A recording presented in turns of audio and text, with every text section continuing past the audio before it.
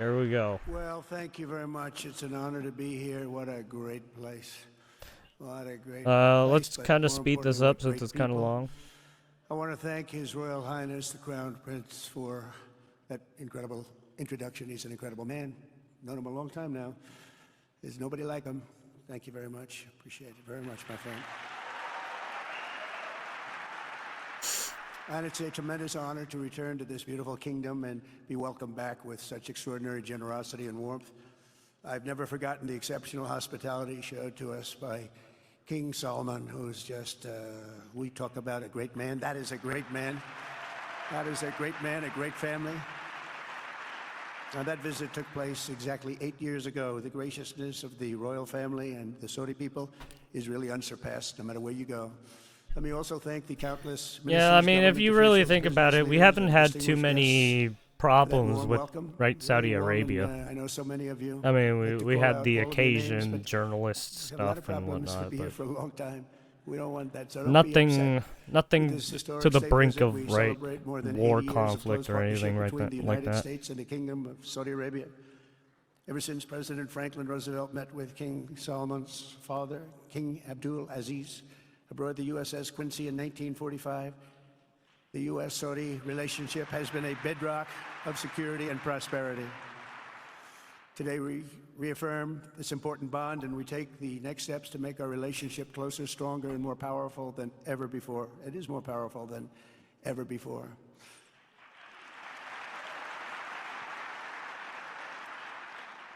And by the way, it will remain that way. We don't go in and out like other people. It will remain that way. Jesus Christ, fucking Trump. I've come this afternoon to talk about the bright future of the Middle East, but first let me Fucking begin by tooting his sharing own the horn there. abundance of good news from a place called America. In less than 4 months, our new administration has achieved more than most other administrations accomplish in 4 years or even 8 years. We've actually done, for the most part, more. The day I took office, we inherited, thank you. Thank you. The day I took office, we inherited a colossal invasion on our southern border, an invasion like you'd never want to see here. Nobody should ever want to see it. But within weeks, we slashed illegal border crossings to an all-time low, down 99.999%. That's good, even for this great gentleman standing right in front of me. That's a good number. We had 99999. We had hundreds of thousands of people. They came in at the same time last year, and last I can month, hear all we the had, in this massive border, right, 3 people. the National Socialists being That's quite a 999. difference. And we have no choice but to get a lot Bunch of of the people that fucking came in commie because they were not the best motherfuckers. people. They were, in many cases, very bad people. We're getting them out. We're getting them out very fast. We're bringing them back to where they came from. We have no choice. After years of military recruiting, shortfalls, enlistments in the U.S. Armed Forces are now the highest in 30 years because there is such an incredible spirit in the United States of America. We have tremendous spirit again. Just about a year ago, it was a big story, front page on every paper all over the world, that nobody wanted to enlist in our military, meaning we were way under enlisted. And just last week it came out that we had the strongest enlistment. They say 30 years, but probably it's maybe ever. They don't go back that far. It's the best, and that includes police officers, firemen, everything else. Is a great spirit in the United States right now. A brand new poll from Rasmussen just showed that the number of Americans who believe the nation is on the right track, they have a right track, wrong track, is now the highest in over 20 years. And it hasn't been anything like this because just the right for track, many years wrong it was the wrong track. And I can tell you for the last 4 years it was definitely the wrong track, but it's the highest it's been in many, many years. We renamed the Gulf of Mexico into the Gulf of America. That was very popular, other than perhaps with Mexico. Woo! And most importantly for the people in this room, the days of economic misery under the last administration are fucking rapidly people in the giving way to the greatest economy in the history of the world. We are rocking. The United States is the hottest country, with the exception of your country, I have to say, right? I'm not going to take that on. No, Mohammed, I'm not going to take that on. Wouldn't that be a terrible thing if I made that full statement? But I will not do it. You're hotter. At least as long as I'm up here, you're hotter. But groceries, gasoline, energy, and all other prices are down with no inflation. We have no inflation, and in a few short weeks, we've created 464,000 brand new jobs. Think of that. It's almost 500,000 jobs created just in a matter of weeks. We just reached a historic trade agreement with the United Kingdom, and over the weekend we reached a breakthrough agreement with China. Both outstanding deals. China's agreed. We have to get it down. We have to get the little details down. Scott, you're going to work on that very hard, but China's agreed to open up to the United States for trade and everything else. But they have to do it, so we'll see what happens. But we had a very, very good meeting with both of those countries. We are cutting 10 old regulations for every new regulation. We're getting rid of all of the red tape that is so many, frankly, countries, as they get older, they develop a lot of red tape, and we're getting rid of it. We're getting rid of it at record levels. And I'm pleased to report that the United States Congress is on the verge of passing the largest tax cut and regulation cut in American history. We think we're in good shape to get that. And if we get that, that will be like a rocket ship for our country. In the first quarter of the year, the investment in America was up an astounding 22%. More than $10 trillion of new investments have been announced or are coming just since the election on November 5th. $10 trillion. So think of that in a very short period of time. That's a lot of money. We have over $10 trillion, and it could be much higher than that. What, Not everybody that's like comes to the White 10 House to have zeros?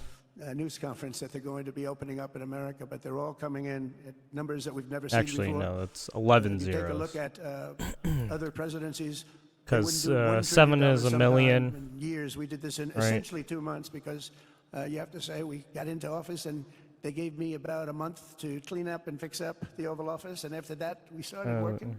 And the money is pouring in, the jobs are pouring 10, in, 11 the companies are pouring zeros. into our country like we've never Plus seen a before. 1. There's never been anything like it.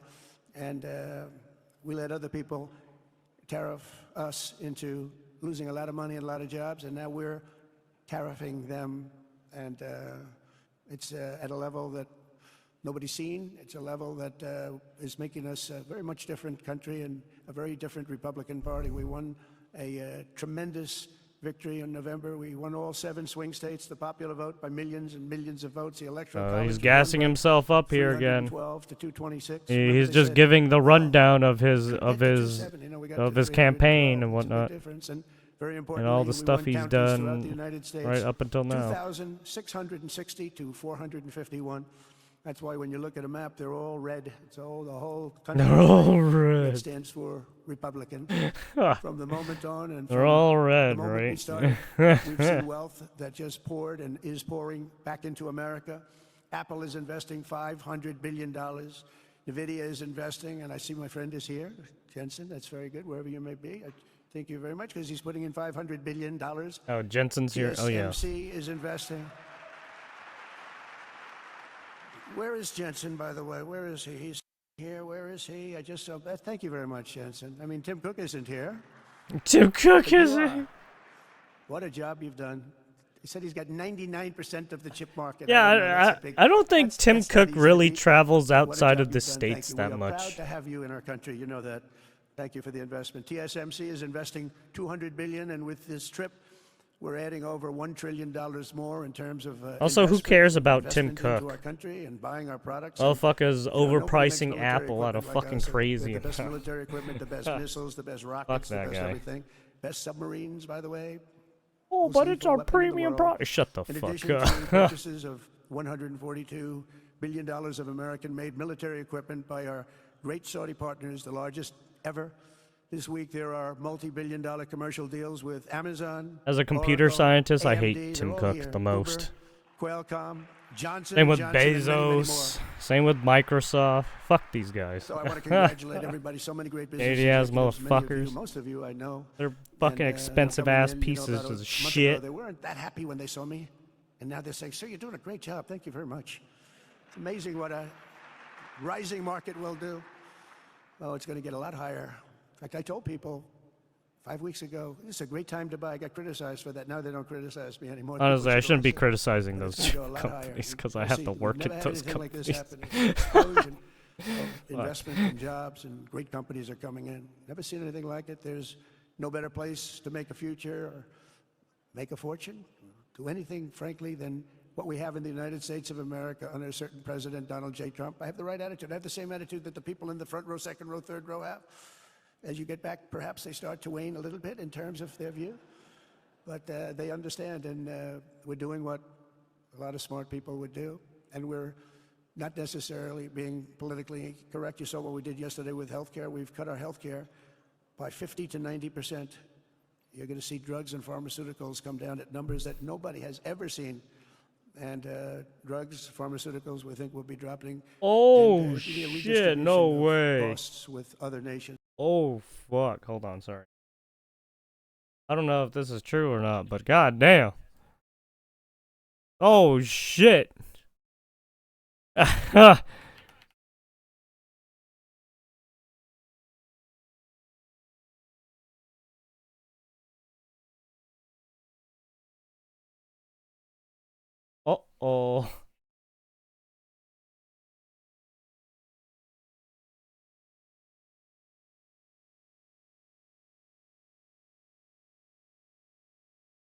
This was 2 hours ago, so it's hard to say if it's correct or not. They're probably gonna have to wait till more information comes out.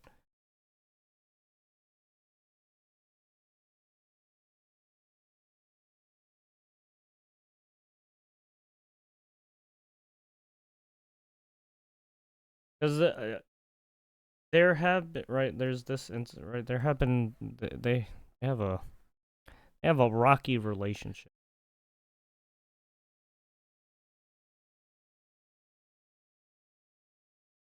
Uh-oh. Uh-oh, SpaghettiOs. Okay, anyway, sorry. I just saw that on the Twitter. Which really took advantage of a very nice group of people that ran our country. But not only is this a time of incredible excitement in the United States, it's also an exhilarating period right here in the Arabian Peninsula. Beautiful place, by the way. Beautiful place. Exactly. Thank you. Exactly 8 years ago this month, I stood in this very room and looked forward to a future in which the nations of this region would drive the forces of terrorism and extremism, drive them right out of existence, and take your place among the Sam proudest, most Altman. prosperous, most successful nations anywhere in the world as leaders of a modern and rising Middle East. So exciting. So exciting. Mohammed, you sleep at night? How do you sleep? Huh? Just think it.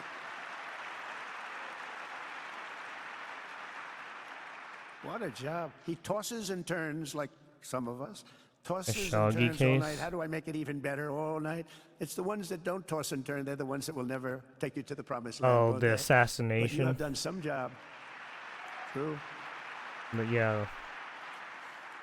But critics doubted that it was possible what you've done. But over the past 8 years, Saudi Arabia has proved the critics totally wrong. The transformation that has occurred by these incredible basically leaders, those are the incidences of that were like, why is he targeting fucking journalists? The leadership of King Salman and Crown Prince Mohammed has been truly extraordinary. Such a thing has, I don't think, ever happened before. I've never seen anything at that scale happen before. And I guess, you know, maybe you could say the United States is doing pretty well too, you know, but I don't think too many people have seen that happen before. Majestic skyscrapers, the towers that I see, the difference between now and 8 years ago. And 8 years ago was very impressive, but the towers that I see rising, some of the exhibits that I was shown by Mohammed, what I've seen there is just an amazing, it's an amazing process, amazing genius of so many people, architecture, but I have a feeling I know where many of those ideas came from. Happens to be sitting right in this room right before me, but the towers and all of the different, I've seen a lot of different towers. I didn't think there's any version of a tower that I haven't seen in one form or another. Well, I just passed 4 exhibits. I have never seen anything like any of them. So it's going to be very exciting. And they sit among the ancient wonders of a growing and exciting city. It's really amazing. Riyadh is becoming not just a seat of government, but a major business, cultural, and high-tech capital of the entire world. The World Cup is here. Johnny, just stand up, Johnny. Oh, Johnny, thank you, Johnny.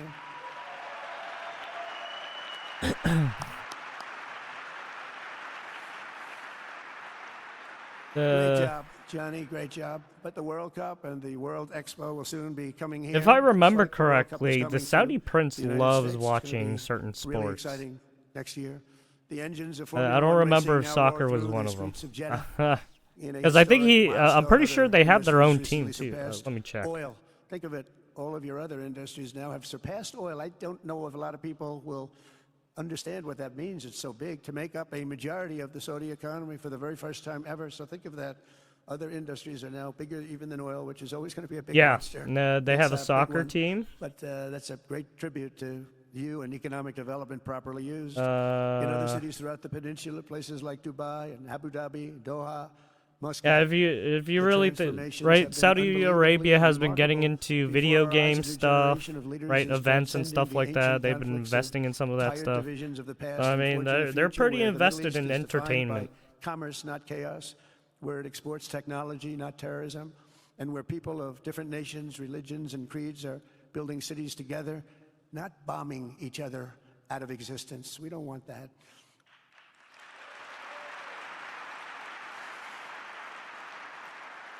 And it's crucial for the wider world to note this great transformation has not come from Western interventionists or flying people in beautiful planes giving you lectures on how to live and how to govern your own affairs. No, the gleaming marvels of Riyadh and Abu Dhabi were not created by the so-called nation builders, neocons, or liberal nonprofits like those who spent trillions and trillions Abu of dollars Dhabi. failing.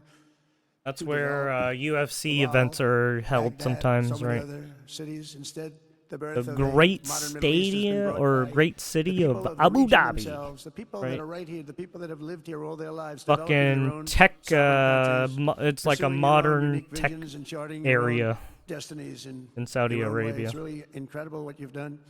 In the end, the so-called nation builders wrecked far more nations than they built, and the interventionists were intervening in complex societies that they did not even understand themselves. They told you how to do it, but they had no idea how to do it themselves.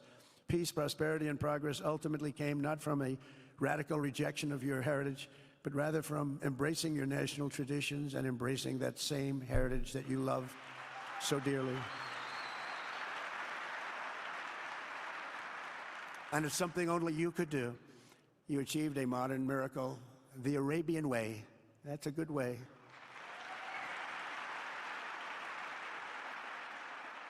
Today, the Gulf nations have shown this entire region a path towards safe and orderly societies with improving quality of life, flourishing economic growth, expanding personal freedoms, and increasing responsibilities on the world stage.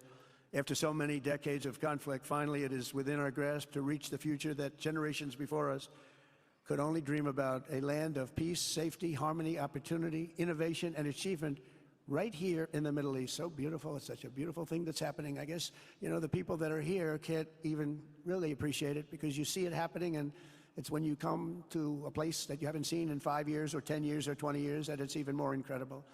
When I left office just over 4 years ago, that future seemed almost impossible, what you've done. Together we had obliterated the killers of ISIS. We wiped them out, terminated its founder and leader, al-Baghdadi. We had healed the divide in the Gulf Cooperation Council, it's a very big deal, and united the nations of the region to stand against the enemies of all civilization. We'd imposed unprecedented sanctions on Iran and starved the regime of resources to fund terror. They were unable to fund anything because they had no money left. They had no money. But the new administration came in and let them have a lot of money, and you saw what happened. It was not money well spent.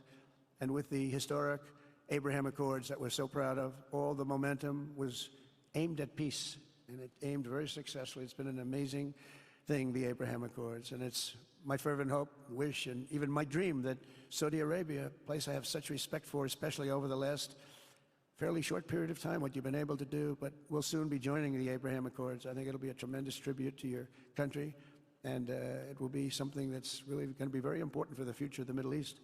I took a risk in doing them, and they've been an absolute bonanza for the countries that have joined. The Biden administration did nothing for 4 years. We would have had it filled out. But it will be a special day in the Middle East with the whole world watching when Saudi Arabia joins us, and you'll be greatly honoring me, and you'll be greatly honoring all of those people that have fought so hard for the Middle East, and I really think it's going to be something special, but you'll do it in your own time, and that's what I want, and that's what you want, and that's the way it's going to be. When I left office, the only thing still standing between this region and its unbelievable potential was a small group of rogue actors and violent thugs seeking constantly to drag the Middle East backward and into havoc, mayhem, and indeed into war. Unfortunately, instead of confronting these destructive forces, the last U.S. administration chose to enrich them and empower them and give them billions and billions of dollars. The Biden administration, the worst administration in the history of our country, by the way, spurned our most trusted and longstanding Gulf partners, and I can say partners. Gulf One Force. of our great partners, no matter who we look to, and we have great partners in the world. Oh no, But we the have golfing none stronger and event. Oh nobody no, like the golfing. the gentleman that's right before me. He's your greatest representative, greatest representative.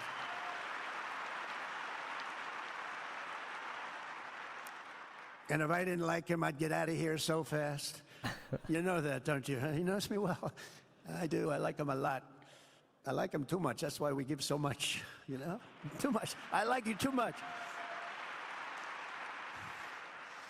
Great guy. They lifted sanctions on Iran in exchange for getting nothing and sent the regime tens of billions of dollars to fund terror and death all over the world. And they laughed at him. They laughed at our leader. And they're still laughing at our leader. They thought him a fool. And they made nothing but trouble ever since, including the funding of October 7th, one of the worst days ever in the history of the Middle East. Horrible day.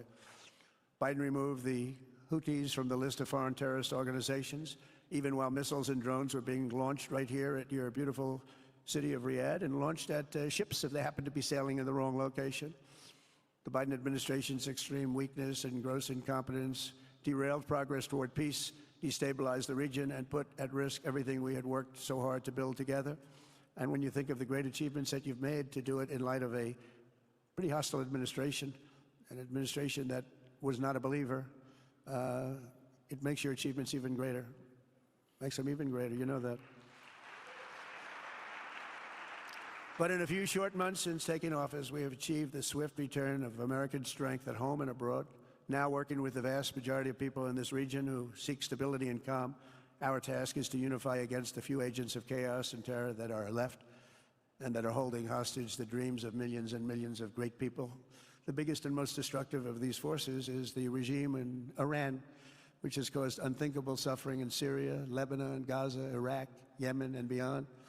There could be no sharper contrast with the path you have pursued on the Arabian Peninsula than the disaster unfolding right across in the Gulf of Iran.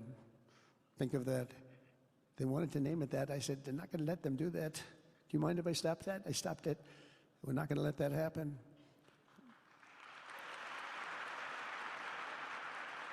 While you have been constructing the world's tallest skyscrapers in Jeddah and Dubai, Tehran's 1979 landmarks are collapsing into rubble and dust. They had it going for a little while under a much different system, but those buildings are largely falling apart, falling down, while you're building some of the world's biggest and most incredible infrastructure projects, buildings, all sorts of things you're building that nobody's ever even seen before. Iran's decades of neglect and mismanagement have left the country plagued by rolling blackouts lasting for hours a day, all the time you hear about it.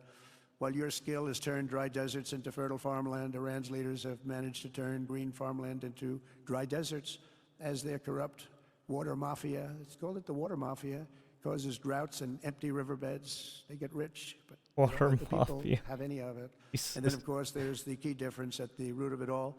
While the Arab states have focused on becoming pillars of regional stability and world commerce, Iran's leaders have focused on stealing their people's wealth to fund terror and bloodshed abroad. Most tragic of all, they have dragged down an entire region with them. Countless lives were lost in the Iranian effort to maintain a crumbling regime in Syria. Look at what happened with Syria. In Lebanon, their Hezbollah proxies have pillaged the hopes of a nation whose capital, Beirut, was once called the Paris of the Middle East. Can you imagine? All of this misery and so much more was entirely avoidable, absolutely avoidable. And Mohammed knew that. He knew that. Smart people knew that. If only the Iranian regime had focused on building their nation up instead of tearing the region down. Yet I'm here today not merely to condemn the past chaos of Iran's leaders, but to offer them a new path and a much better path toward a far better and more hopeful future. As I've shown repeatedly, I am willing to end past conflicts and forge new partnerships for a better and more stable world, even if our differences may be very profound, which obviously they are in the case of Iran. I have never believed in having permanent enemies. I am different than a lot of people think.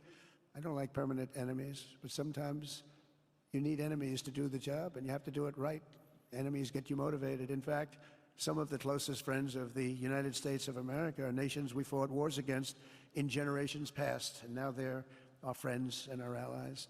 I want to make a deal with Iran. If I can make a deal with Iran, I'll be very happy if we're going to make your region and the world a safer place. But if Iran's leadership rejects this olive branch and continues to attack their neighbors, then we will have no choice but to inflict massive maximum pressure, drive Iranian oil exports to zero like I did before.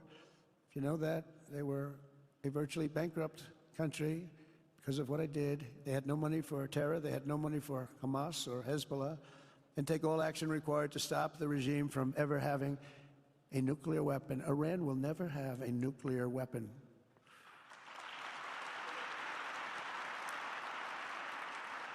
But with that said, Iran can have a much brighter future. We'll never allow America and its allies to be threatened with terrorism or nuclear attack.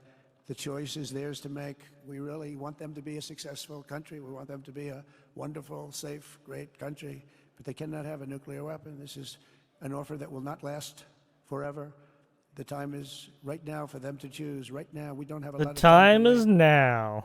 Things are happening at a very fast pace. Right now. Happening right here. They're happening at a very fast pace. So they have to make their move right now. One way or the other, make your move.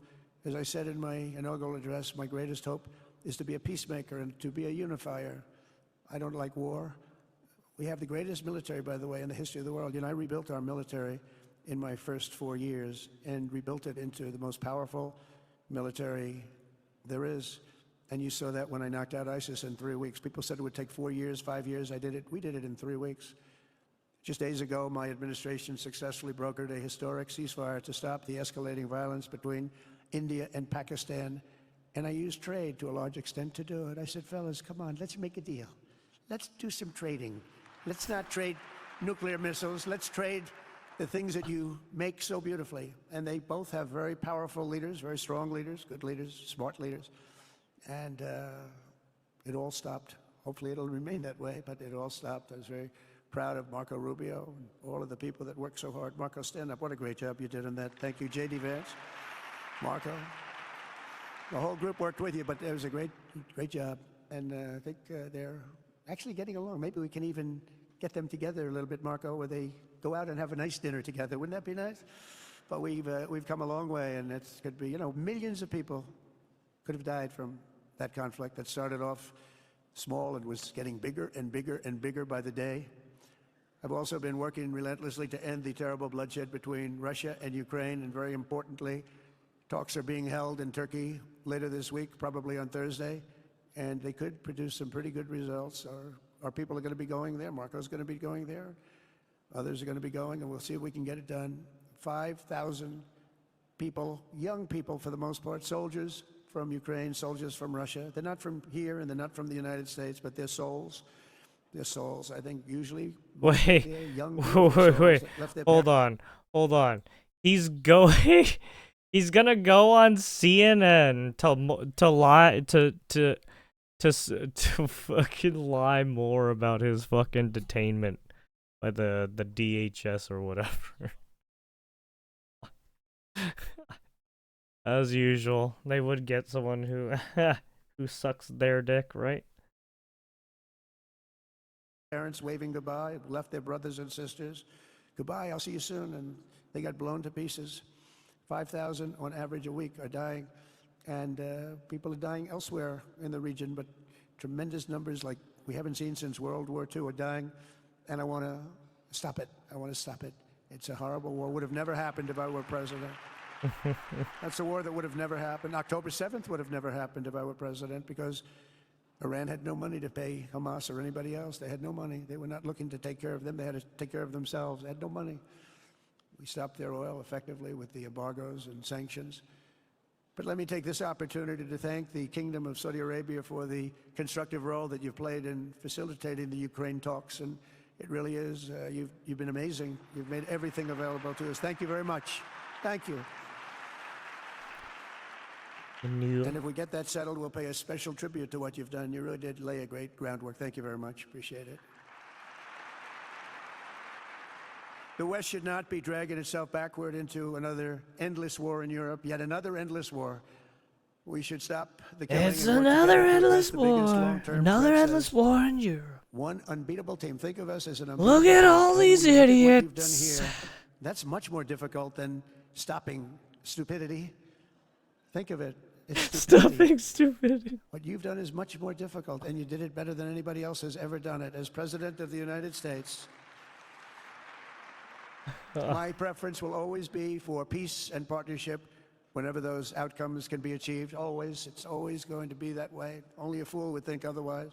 Or In you recent could do years, it far this too way, many right? American Is there a problem, people? presidents have been afflicted with the notion that it's our job No problem to at look all, into the Mrs. souls of Kennedy. foreign We were leaders just and use discussing U.S. policy ideas of what to do with dispense the new justice Prince Eric movie. Put for a their chicken in, sins. make her They gay. loved using Yeah, our you could very do it that way, powerful Trump. military, and now it's really the most powerful it's ever been. We just are getting Be a like budget Kathleen approved, $1 Kennedy, trillion, right? highest budget we've ever had in history for military, $1 trillion. And we're getting the greatest missiles, the greatest weapons. And, you know, I hate to do it, but Put you a have to do it chicken or because make we her believe in gay. peace through strength. You have to have the strength, otherwise bad things could happen. But hopefully, I mean, that's what we'll never everybody have to wants use to any of do, those right? weapons.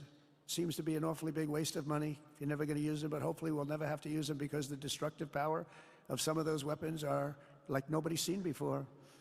I believe it is God's job to sit in judgment, my job to defend America, and to promote the fundamental interest of stability, prosperity, and peace. That's what I really want to do. I will never hesitate to wield American power if it's necessary to defend the United States or to help defend our allies.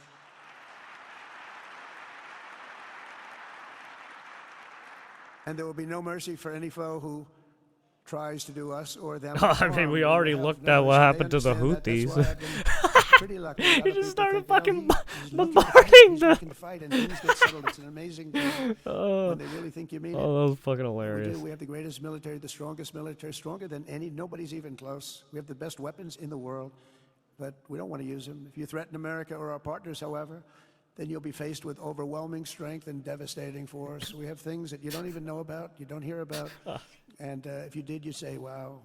In recent weeks following repeated attacks on American ships and freedom of navigation in the Red Sea, the United States military launched more than 1,100 strikes on the Houthis in Yemen. As a result, the Houthis agreed to stop. They said, we don't want this anymore. It's the first time you've heard that from them, too. They're tough. They're fighters. But just days ago, we were asked to cease targeting commercial. They were not going to be targeting commercial ships in any way, shape, or form, or anything American. And they were very happy that we stopped. But we had 52 days of thunder and lightning like they've never seen before. This was a swift, ferocious, decisive, and extremely successful use of military force. Not that we wanted to do it, but they were shooting down ships. They were shooting at you. They were shooting at Saudi Arabia. We don't want them shooting at Saudi Arabia if that's okay. So we hit them hard. We got what we came for, and then we got out. Since January 20th, the U.S. military has terminated 83 terrorist leaders operating across Iraq, Syria, and Somalia, including Well, I mean, not just the ISIS's U.S., number but 2 Israel global has been hitting up leader terrorist in leaders South too, Asia. and Recently, shit. with the help of Pakistan, we Israel's apprehended been the ISIS fucking terrorists gunning for those responsible people. the attack on 13 American service members at Abbey Gate, that horrible, horrible disaster during this Afghanistan withdrawal. You know, that's another thing that we don't even think about so much anymore. 13 died, but 42 were horribly wounded. But hundreds of people died overall, because I count the people on the other side.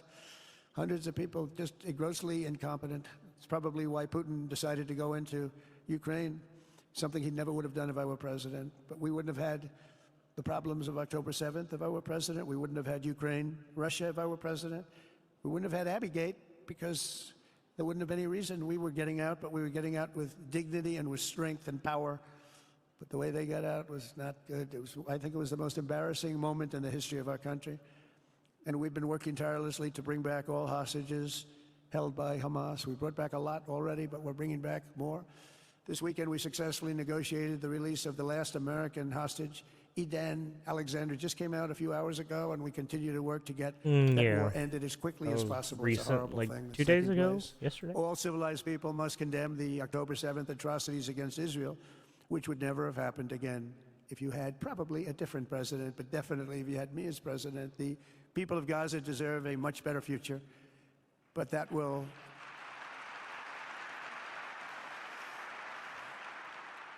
But that will or can not occur as long as their leaders choose to kidnap, torture, and target innocent men, women, and children for political ends. The way those people are treated in Gaza, there's not a place in the world where people are treated so badly. It's horrible. After years of suffering, two of the nations most ravaged by terror are finally beginning to end their long nightmares under the new generation of leaders. In Lebanon, where a friend of mine has just become the ambassador. He's going to be great. I said, you know, that could be a very dangerous job. He said, I was born there. I'm Lebanese. I love that country. I said, but it's very dangerous. You know, this is a friend of mine from New York. I said, but it's very dangerous. Are you sure you want to do it? I never thought of him as being a warrior, but he is a warrior. He loves his country. He said, if I'm injured or die, I'm dying for a country that I love. He grew up there. It's horrible what's happened in Lebanon, but you have a great ambassador, I can tell you that. In Lebanon, which has been endlessly victimized by Hezbollah and their sponsor, Iran, a new president and prime minister have brought the first real chance in decades for a more productive partnership with the United States, and we're going to work with their new ambassador and everybody else, Marco, and we're going to see if we can really help them out and let them get over that very high grid that they're going to have to get over. My administration stands ready to help Lebanon create a future of economic development and peace with its neighbors. They have tremendous people in Lebanon. Doctors, lawyers, great professional people. I hear it so many times. Likewise, in Syria, which has seen so much misery and death, there is a new government that will hopefully succeed in stabilizing the country and keeping peace. That's what we want to see in Syria. They've had their share of travesty, war, killing, many years. That's why my administration has already taken the first steps toward restoring normal relations between the United States and Syria for the first time in more than a decade.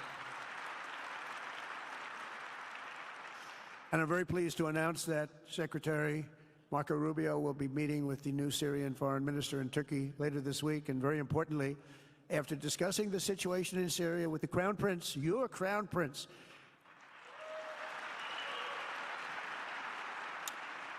and also with President Erdogan of Turkey, who called me the other day and asked for a very similar thing, among others, and friends of mine, people that I have a lot of respect for in the Middle East, I will be ordering the cessation of sanctions against Syria in order to give them a chance at greatness.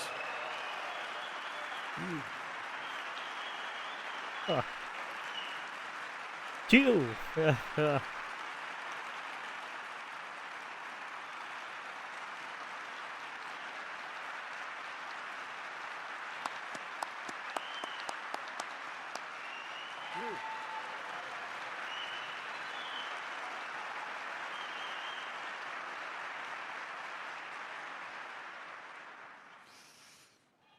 Oh, what I do for the Crown Prince. The sanctions were brutal and crippling and served as an important, really an important function, nevertheless, at the time. But now it's their time to shine. It's their time to shine. We're taking them all off, and they're going to have, I think they're going to have, based on the people and the spirit and everything else that I'm hearing about. So I say, good luck, Syria. Show us something very special like they've done, frankly, in Saudi Arabia, okay? They're going to show us something special. Very good people. Everywhere we can, my administration is pursuing peaceful engagement, offering a strong and steady hand of friendship to all that will take it in good faith.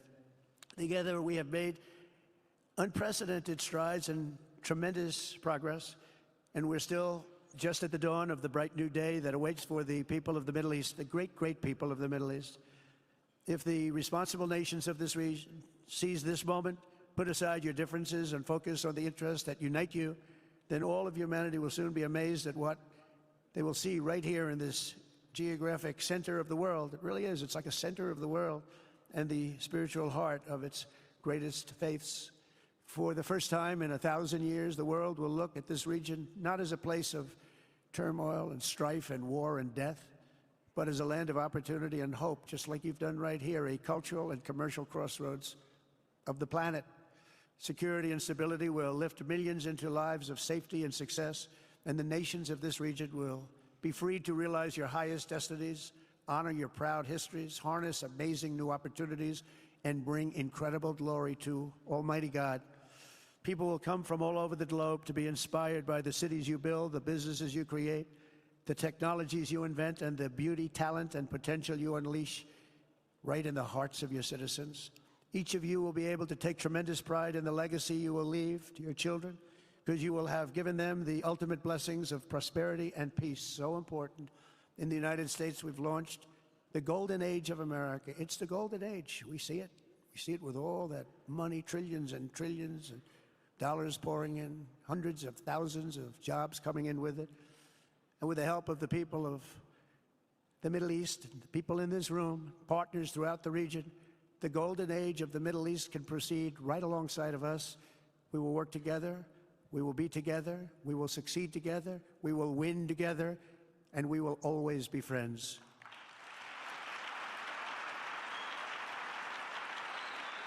Thank you.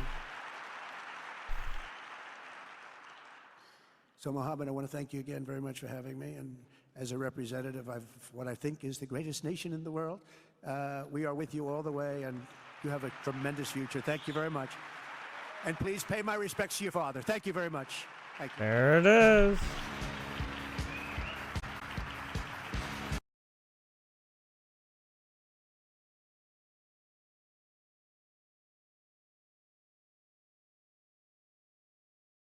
Mr. Trump talking about the deals and everything. He was gassing himself up as well.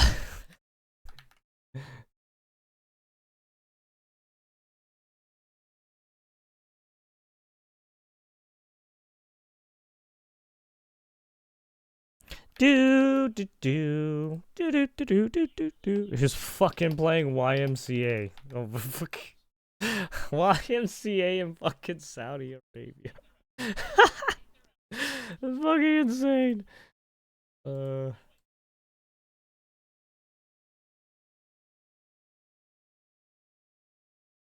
darkness. What's up, partner?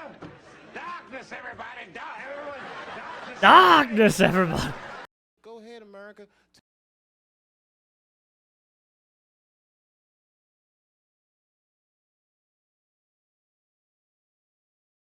Darkness, everybody. Darkness. Alright, let's see what we got going on here. Over the weekend, whoa, whoa. Dozens of what? Okay, let's go after news stuff. All the news, quick. Let's see what's going on. Under a controversial executive order from President Trump. Oh yeah, apparently there's a lot of pissed off people that there's like 50 refugees that fucking Trump took in from, or some shit, and now people are upset. Janine Standwood is live. She's in like, Miami what? Beach now with why this one is raising some eyebrows. Janine? Christy, in the United States, refugee status is very specific, and it is. People are very selective, yeah. Florida are wondering why this was granted for this group when protections for other people. Yeah, are being here we go. Yeah. Welcome. Welcome to the United States of America. Dozens of South Africans with flags and balloons granted refugee status thanks to an order by President Trump. The administration says the 59. I mean, because of the fleeing recent shit that's going on in South Africa. White farmers. You literally have a party. And their land is being The, confiscated. the EFF, right? To every They're immigrant they're basically and every like refugee the tried Communist to come Party. here They're trying to waited. fucking. But some, like Maria They're literally Corina trying to Vegas, kill these longtime people. Venezuelan American advocate and executive member of the Miami-Dade Democratic Hispanic Caucus, say the administration has gutted the refugee program and has taken away protections for other nationalities, like Venezuelans who have been fleeing violence in droves. This is completely out of line. No. If your Venezuelan people were doing it the legal way, that's fine. But no, we got a bunch of illegal motherfuckers. Get the fuck out of here. Fine. Congresswoman Frederica Wilson writing Local 10, why are we making a special exception and rolling out the red carpet for 59 white South Africans to seek refuge in our nation, while denying support to Cubans, Venezuelans, Haitians, and Nicaraguans, and others fleeing crises? The hypocrisy is blatant white supremacy. But Republicans like U.S. Senator Rick Scott say clamping down on the flow of migrants into the U.S. is key for security. We're a welcoming country, but what we don't want is what's happened in the last administration. We don't want any criminals or terrorists and narco traffickers. And at the same time that these refugees have now entered the United States, the protected status has ended for Afghans, some who served alongside U.S. soldiers. We're in Miami Beach. I'm Janine Stanwood, Local 10 News.